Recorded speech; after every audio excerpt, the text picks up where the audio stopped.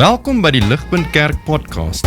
As Ligpunt Gemeente is dit ons begeerte om God te verheerlik deur disippels te wees wat disippels maak en 'n kerk te wees wat kerke plant. Geniet hierdie week se preek.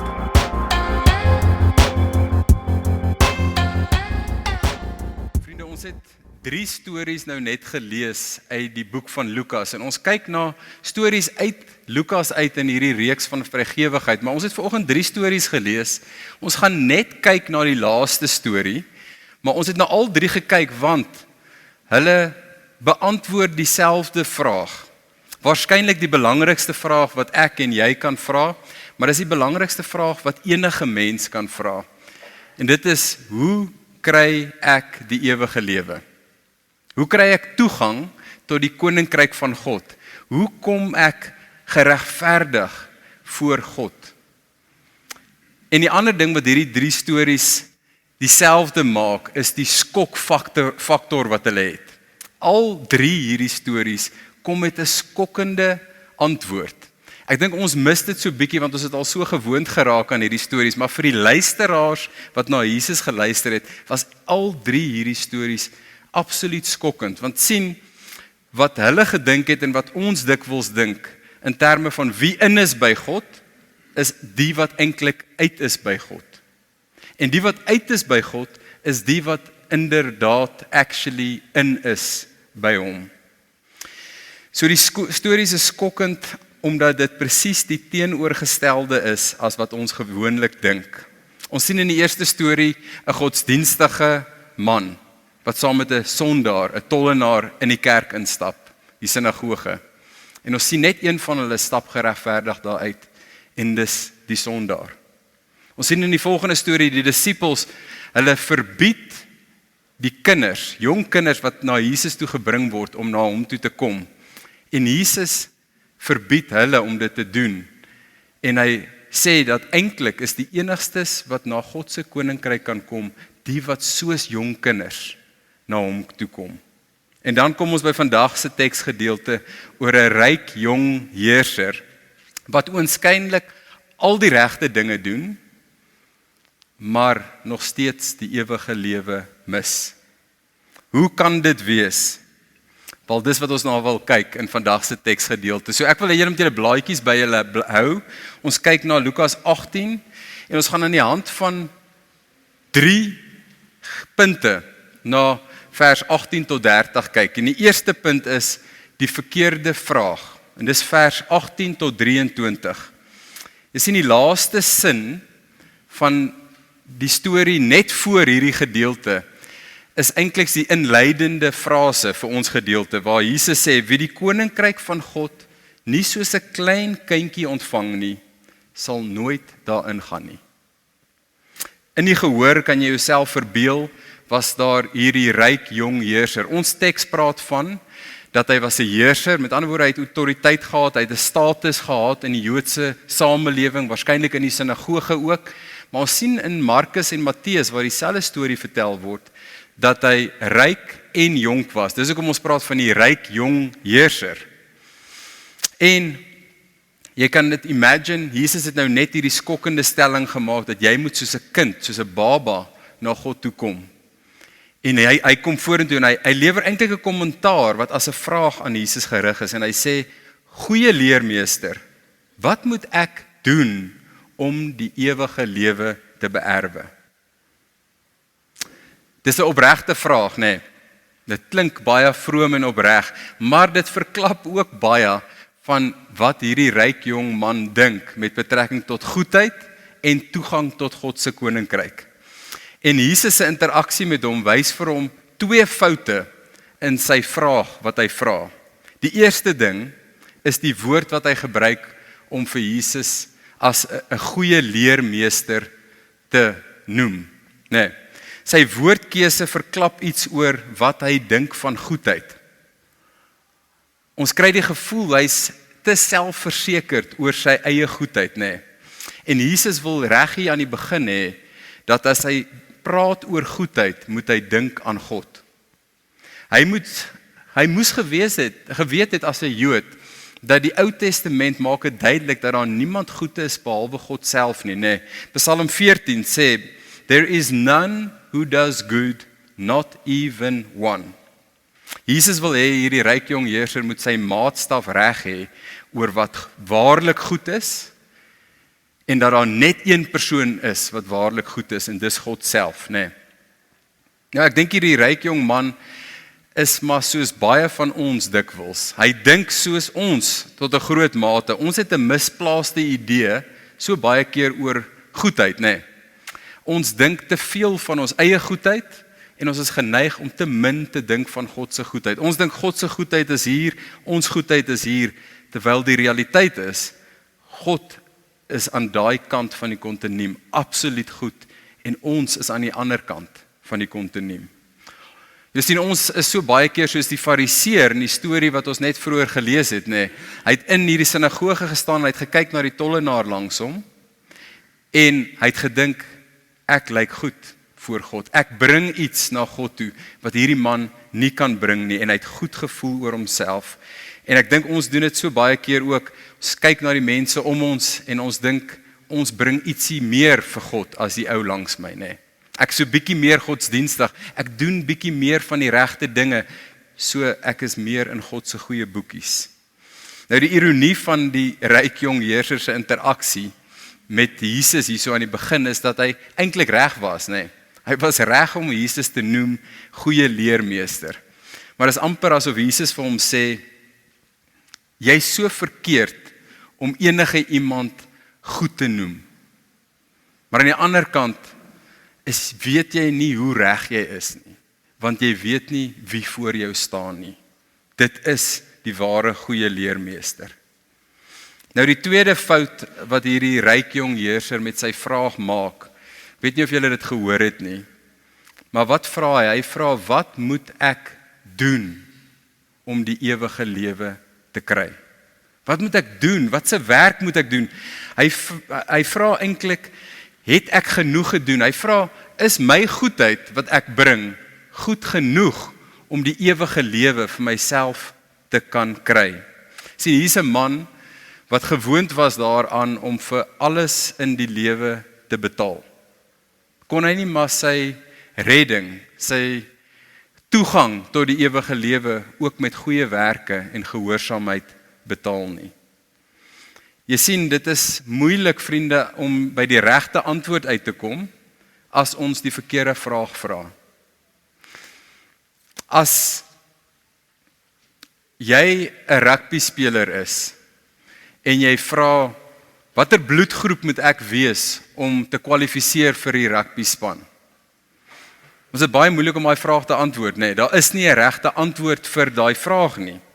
Maar die vraag verklap meer as dit. Die vraag verklap dat jy nie werklik verstaan wat dit vat om in die rugbyspan te kom nie, om te kwalifiseer vir die rugbyspan nie, nê. Bloedgroep is belangrik, maar dis irrelevant tot toegang tot die rugbyspan. Vriende, op dieselfde manier, gehoorsaamheid is belangrik, maar dis irrelevant tot toegang tot die koninkryk van God. Die hemel word nie verdien deur gehoorsaamheid nie. Dit word gegee. Dis 'n geskenk wat ons ontvang. En die probleem wat hierdie ryk jong heerser het, is dat hy dink in transaksionele terme oor God, nê. Hy maak sy somme en hy dink, doen ek genoeg om te kwalifiseer vir die koninkryk? Vriende, en voor ons te hard is op hierdie ryk jong man, ek dink dis hoe ons so baie keer dink. Net dis deel van ons sondige natuur dat ons wil die redding, die goedkeuring, die toegang tot die ewige lewe verdien.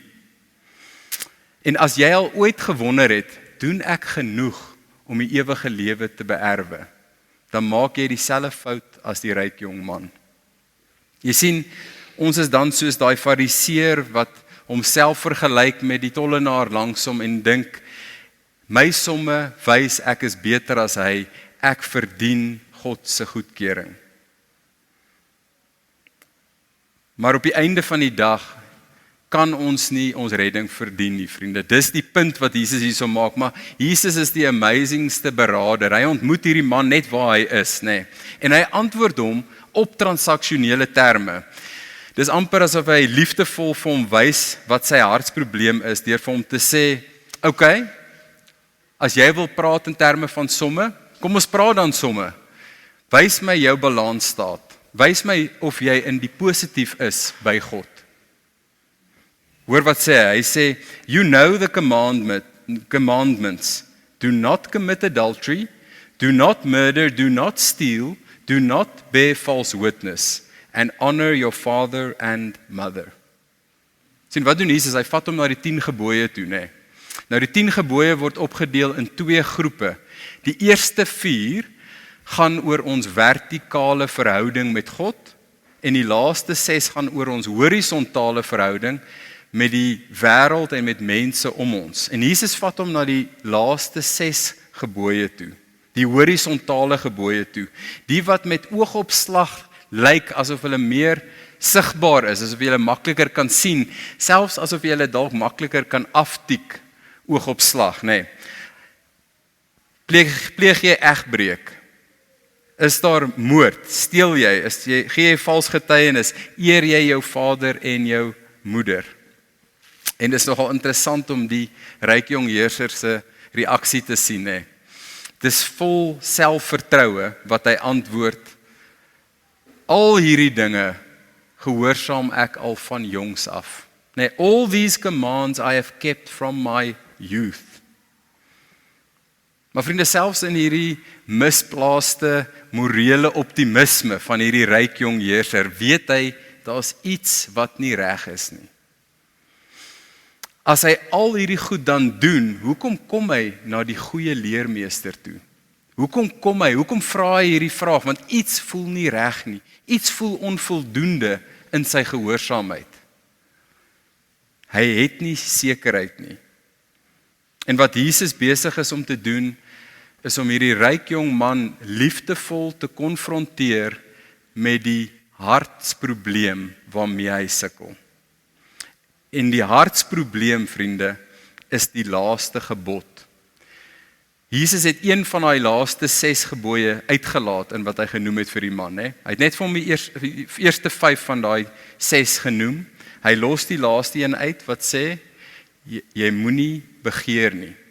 Die gebod teen gierigheid, materialisme, covetousness in Engels. En hy los hier die laaste gebod uit, want dis die een wat intern is, dis die een wat onsigbaar is, dis die een wat ons nie maklik raak sien nie, maar dis die een wat by die hart is van hierdie man se probleem. En kom ons hoor, hoe spreek Jesus dit aan? Hy sê, when Jesus heard what the man said, he said to him, one thing you still lack. Sell all that you have and distribute to the poor, and you will have treasure in heaven. And come and follow me. Sien, wat hy doen hierdeur is, hy konfronteer hom met die laaste gebod, en hy wys vir hierdie man die sonde uit wat tussen hom en God staan. Die sonde wat tussen hom en die ewige lewe staan. Sien, die probleem was nie dat hierdie man groot rykdom gehad het nie.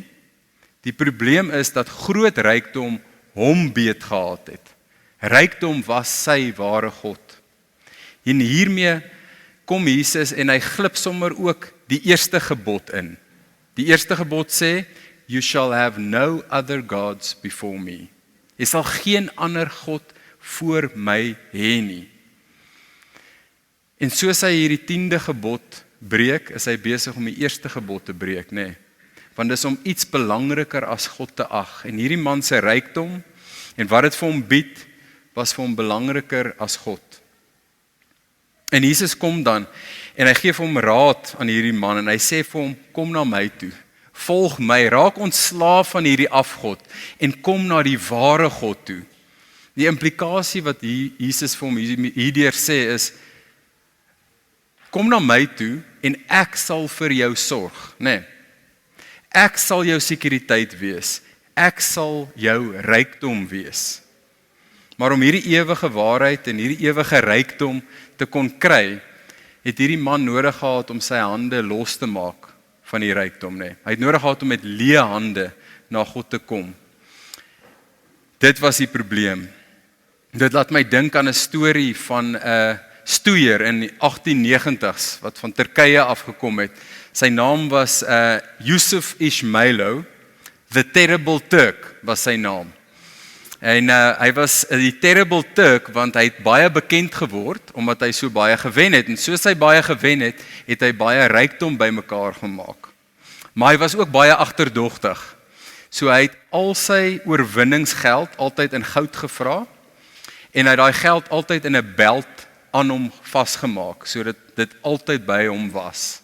Hy het nooit sonder sy belt gegaan en hy was op 'n stadium Amerika toe groot oorwinnings daar gemaak en op 'n skip terug het die skip gesink. En daar's ooggetuies wat sê terwyl hierdie skip gesink het en die reddingsbote uitgegaan het, dat Ismailo, die Terrible Turk, soos 'n wilde dier op die boot rondgehardloop het, mense uit die pad gestamp het en om by 'n reddingsboot uit te kom. En toe hy by 'n reddingsboot uitkom wat vol mense was, het hy ingespring in die boot en die boot het omgetiep en Ismailo het in die water weggesak met sy belt goud vas aan sy lyf. Hy was nie bereid om hy belt los te maak en te swem nie. Dis nie dat hy nie kon swem nie, hy wou nie die belt los nie. Vriende, en dit is hierdie ryk jong heerser se probleem. Jesus as 'n ware gooi vir hom 'n lewensreddingsboot uit. Sê klim in die boot. Maar die ryk jong heerser kan nie die goudbelt om sy middel losmaak nie. Hy kan nie in die reddingsboot inklim nie want hy word deur hierdie rykdom afgetrek want hy hou so styf daaraan vas. En ongelukkig sien ons in die storie dat die bekoring en die houvas van hierdie geld was so groot op hom. Die prys was so baie wat God van hom gevra het, oënskynlik uit sy oogpunt uit, dat hy omdraai en wegloop. Vriende, die regte vraag vir die ryk jong heerser en vir my en vir jou is nie, spring ek hoog genoeg om die hoogspringlat van die ewige lewe te kan maak nie. Die vraag is eerder, kan jy erken dat jy nooit daai hoogspringlat sal kan maak nie? Kan jy sê met leë hande dat wat ek nodig het is Jesus en sy oopgeskenk? Kan ons soos die tollenaar die bewus van ons eie ongoedheid en ons eie onwaardigheid na Jesus kom en vra dat hy ons sy genade sal gee? Kan ons soos klein kinders die bewus van ons eie hulpeloosheid, ons eie afhanklikheid voor God kom en vir hom vra om ons te red, om vir hom vra om vir ons die beter lewe te gee? Vriende, dit bring ons by die tweede punt in vandag se teksgedeelte van vers 24 tot 27, die groot gevaar. Want soos hierdie man hartseer wegdraai van Jesus af, gebruik Jesus die geleentheid om dit as 'n platform te gebruik om vir sy disippels, maar die gehoor wat daar rondom hom was, te leer van die ontsaglike groot gevaar wat rykdom vir ons inhou. Jesus stel dit so, hy kyk rond en hy sê,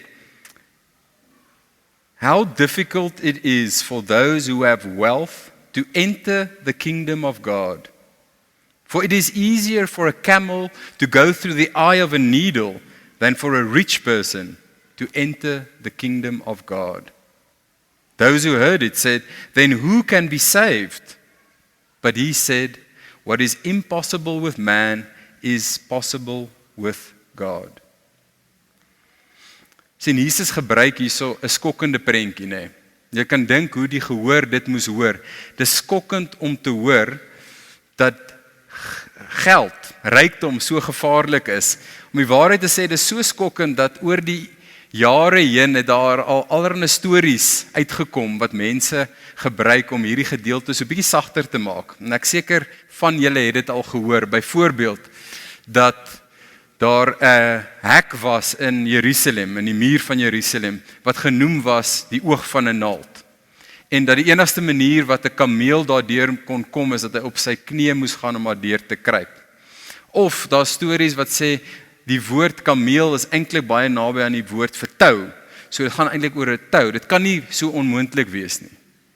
Maar vriende, al daai stories is bogstories. Daar's geen historiese bewyse daarvoor nie. Die realiteit is, wat Jesus hier wil doen, is hy wil mense skok. Dis onmoontlik om in die koninkryk te kom sonder God se intervensie, veral as jy ryk is. Dis wat hy hierso probeer sê. Jesus gebruik 'n prentjie van onmoontlikheid. Die grootste dier in die Midde-Ooste daai tyd was 'n kameel. Die kleinste opening was die oog van 'n naald. Jesus sê, dis hoe onmoontlik dit is om in die koninkryk te kom as jy aan rykdom vashou. Dis 'n skokkende prentjie en sy disippels om hom was geskok gewees. En dis bedoel om vir ons ook, soos ons hierso dit hoor, te laat skrik. Dis amper asof Jesus wil hê ons moet wakker skrik vir hoe gevaarlik rykdom is. Jy sien, Jesus sê as dit by geloof en die ewige lewe kom, dan is rykdom nie 'n voordeel nie. Rykdom is 'n nadeel. Dis amper asof hy sê, rykdom dink ons gee vir jou 'n voorsprong in die lewe. Jesus sê, dis 'n gestremdheid. Jy is nie bevoorreg as jy ryk is met betrekking tot geestelike dinge nie, jy is onbevoorreg. En hoekom is rykdom so gevaarlik? Want vroeër in Lukas sien ons, eindig Jesus die bergprediking af met hierdie woorde. Hy sê, moenie vir jouself skatte hierso bymekaar maak nie, maar maak bymekaar in die hemel. Want, en hier is die antwoord, waar jou skat is, daarso sal jou hart ook wees. Sien vriende, dit is die herhalende waarskuwing wat ons sien in Lukas en in die Bybel, is dat ons moet waak teen die gevaar van rykdom. Want waar jou skat is, daar sal jou hart wees. Dis amper asof rykdom lei ons om die bos. Nee, geen wonder Jesus sê op 'n ander plek die bedrieglikheid van rykdom nie. Want rykdom is bedrieglik, want dit maak ons blind vir die gevaar. Aan die een kant dink ons nooit, ons is werklik ryk nie, nee. Ons dink altyd iemand anders is ryk. Ons is nie werklik dies wat ryk is nie, want ons vergelyk onsself met die verkeerde mense. Die realiteit, vriende, is dat as jy jouself vergelyk met die mense in Jesus se tyd wat hy mee praat hierso, dan is almal van ons ryk. Maar selfs as jy jouself vergelyk met die res van Suid-Afrika, dan is ons ligpunt 'n kerk wat ryk is. Of jy kan jouself selfs vergelyk met die res van die wêreldse populasie en ons sal in die top 5% wees van mense wat rykdom betref. Jy sien, rykdom is bedrieglik ook, want sonder dat ons dit agterkom, word dit ons sekuriteit, word dit ons hoop, word dit die ding waarop ons staat maak om ons deur te trek, nee. In plaas van dat ons op God staat maak, is dit so maklik om op ons rykdom en ons vermoëndheid staat te maak. Rykdom is bedrieglik ook, want ons sien dit so maklik, word so subtiel, iets wat ons as God se goedkeuring oor ons lewens sien, nee. Ons dink rykdom beteken dat God se seën op ons rus. En die Jode daai tyd, terwyl Jesus hierdie gesê het, het dieselfde gedink. Hulle het gedink dat rykdom is 'n teken van God se goedkeuring oor jou lewe. En dis hoekom hulle hierso gevra het, na Jesus met hierdie ryk jong man gepraat het en na waar hy weggedraai het, toe sê hulle, maar wie kan dan gered word? As hierdie ryk jong heerser wat alles het, wat lyk of hy God se goedkeuring het, nie die ewige lewe kan ingaan nie, wie kan dan die ewige lewe kry?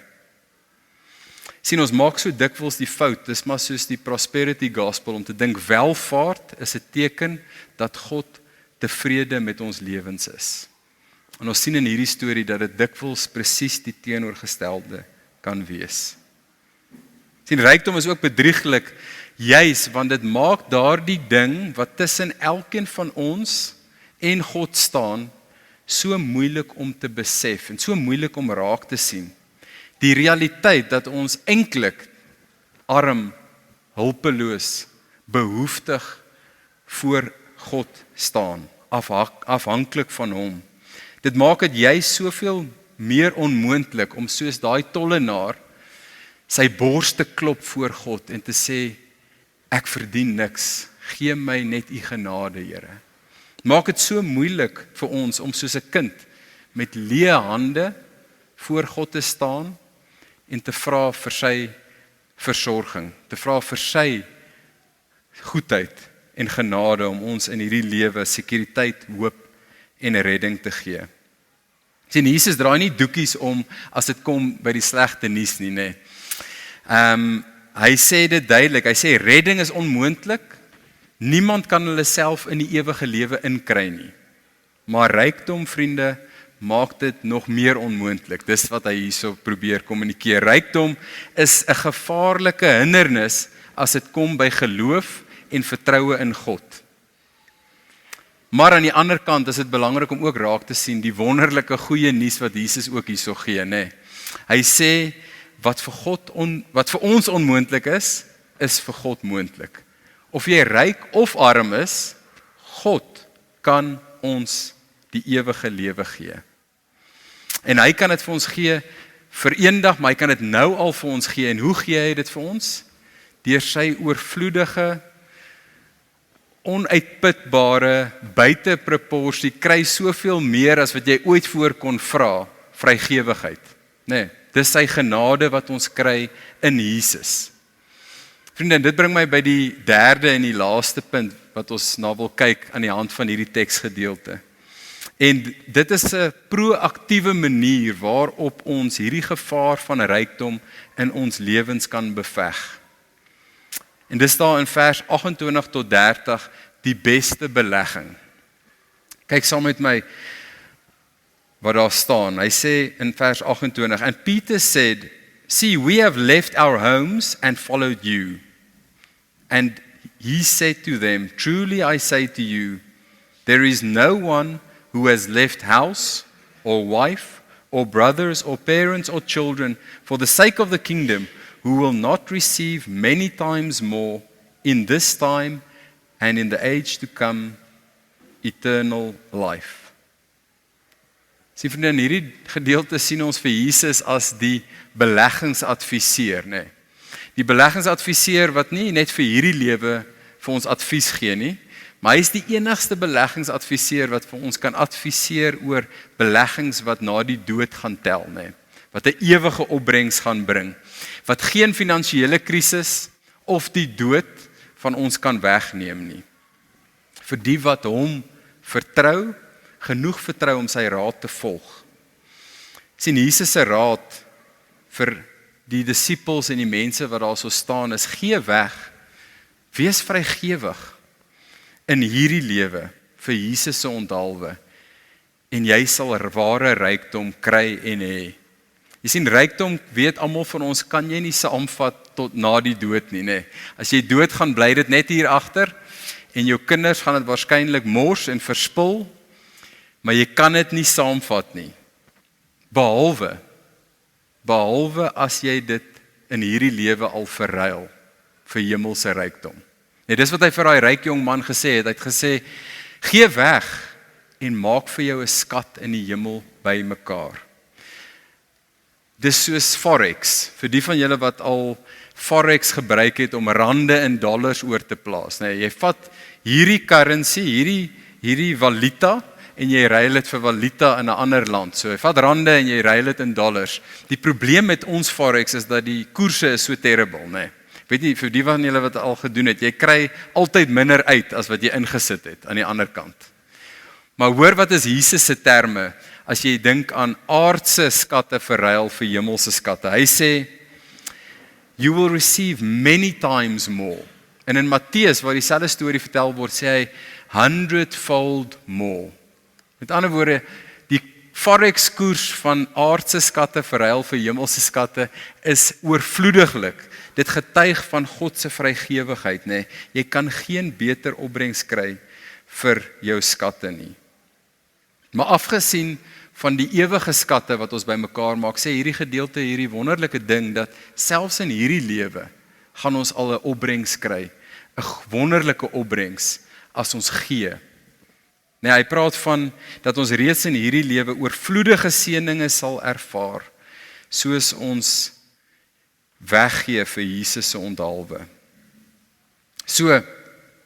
Soos ons hierso weggee, wat dit ook al mag wees wat tussen jou en God staan, of dit jou rykdom is, of dit verhoudings is wat tussen ons en hom staan, soos jy dit weggee, kry jy nou al die grootste skat.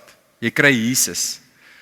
Ons kry sy versorging. Ons kry sy goedkeuring oor ons lewens. Ons kry sy sekuriteit, sy hoop, die waarborg wat ons in hom het.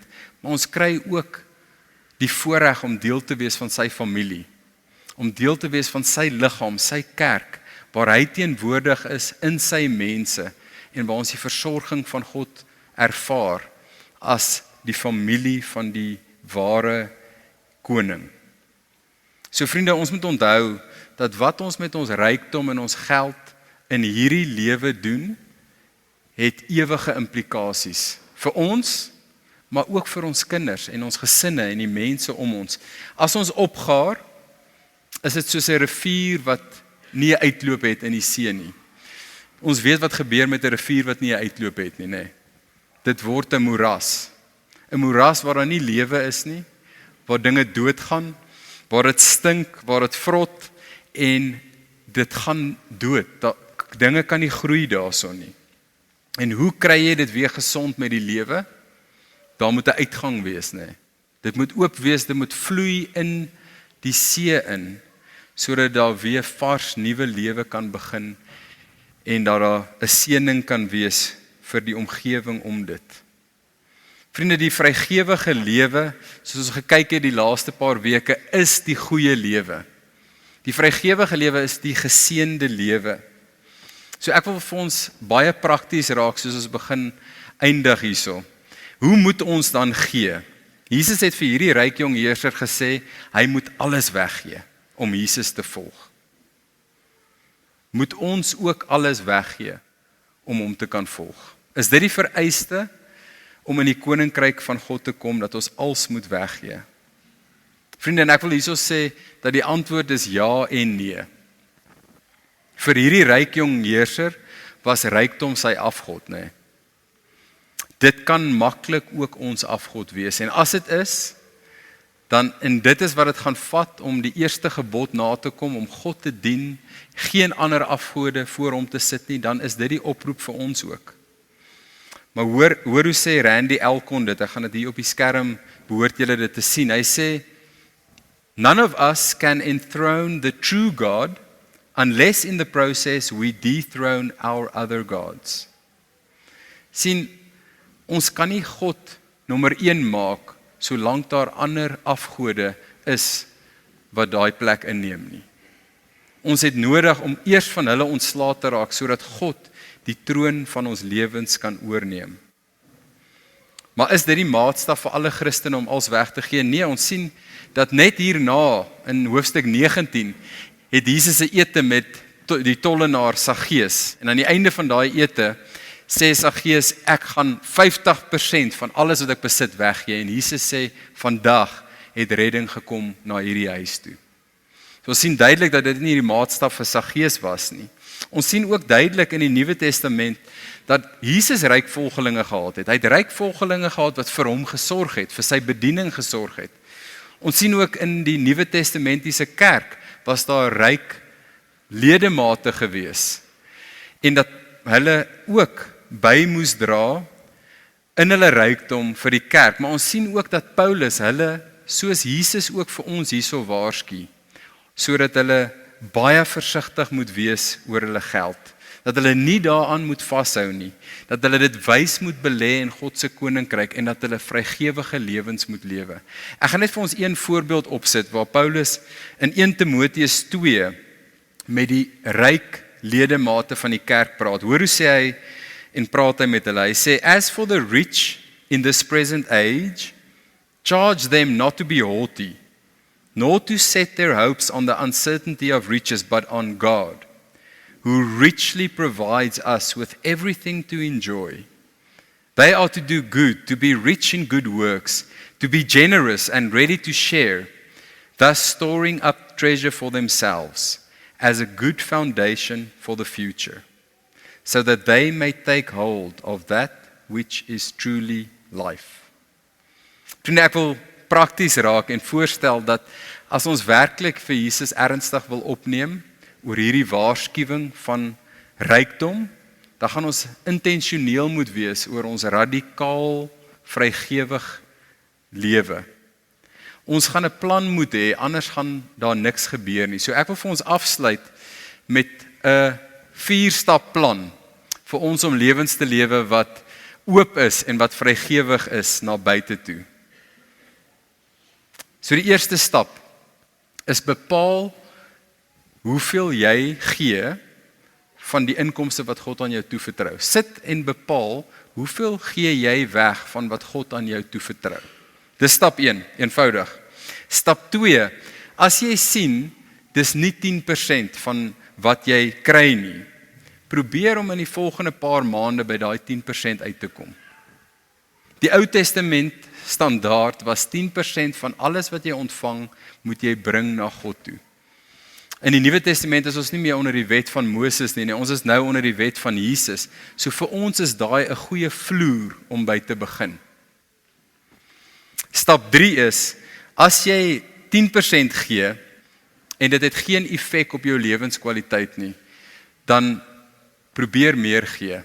Jy sien, ware gee is om opofferend te gee, op 'n manier te gee wat jy actually vertrou op God, en nie nog steeds op jou rykdom nie.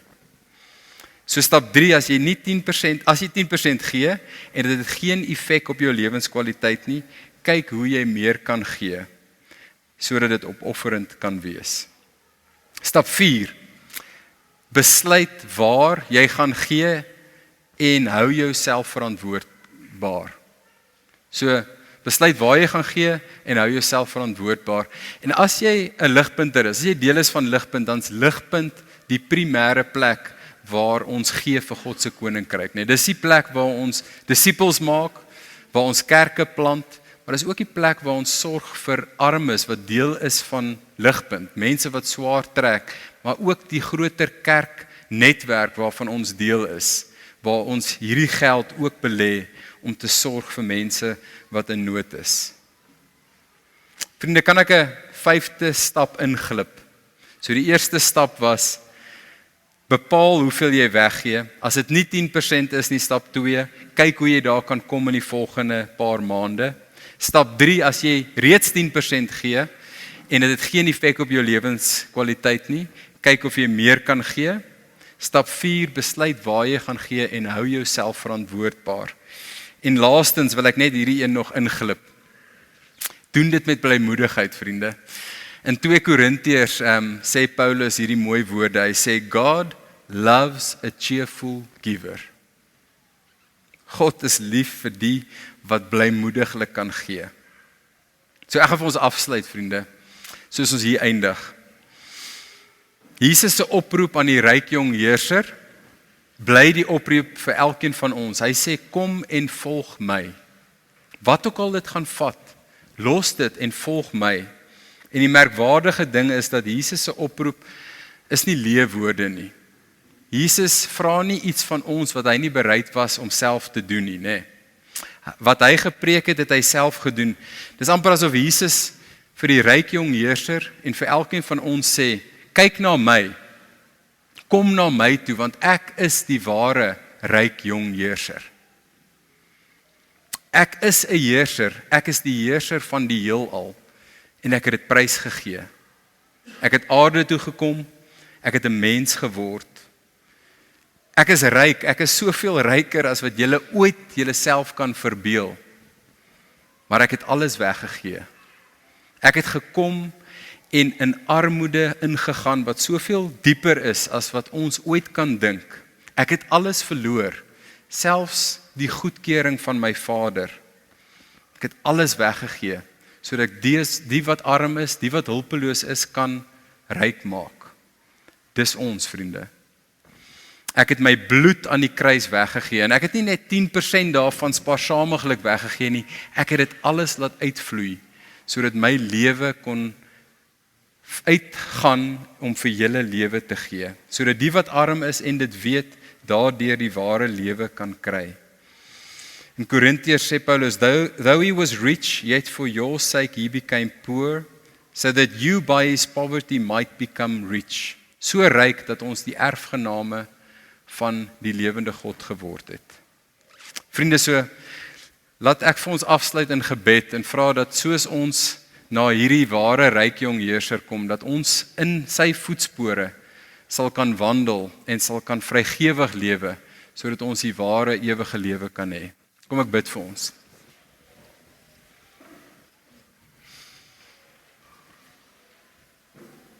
Here Jesus, U is die lewe, U is die ware goeie leermeester, maar U is ook die goeie herder. U is die herder wat ons lei, wat vir ons veiligheid gee, sekuriteit, wat ons rykdom is en wat ons lei reg tot in die ewigheid in die familiehuis van God. Ons is so dankbaar daarvoor. Here, dankie ook dat ons weet dat soos ons U volg, sal net goedheid en genade ons agtervolg al die dae van ons lewe, reg tot aan die einde van tyd. Amen. Vir meer inligting oor Ligpunt Kerk, besoek gerus ons webwerf op www.ligpunt.com of kontak ons gerus by info@ligpunt.com.